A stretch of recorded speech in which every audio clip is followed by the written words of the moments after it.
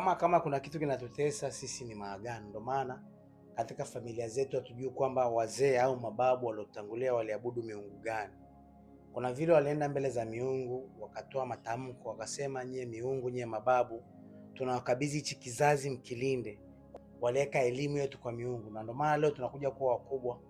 Kuna vitu haviendi kwa sababu tayari kuna vitu au kuna maagano kwenye nafsi yetu yanawalali na nguvu za miungu. Na ndio maana leo kiukweli kabisa kuna watu wanamtumikia Mungu, kuna watu wanamtolea Mungu sadaka, kuna watu ni watumishi wakubwa, lakini bado kwenye asili yao kuna madai ya miungu, kwenye nafsi yao kuna madai ya miungu. Sasa njia ni nini? Tunapoenda mbele za Mungu kwa ajili ya kufanya upatanisho. Ndio maana nilitoa angalizo nikasema tusiende mbele za Mungu tukasema yamkini walifanya. Hapana. Utaratibu mzuri wa kwenda mbele za Mungu ni kuwa na uhakika, kumwambia Bwana, ni kweli asili yangu ilitumikia miungu.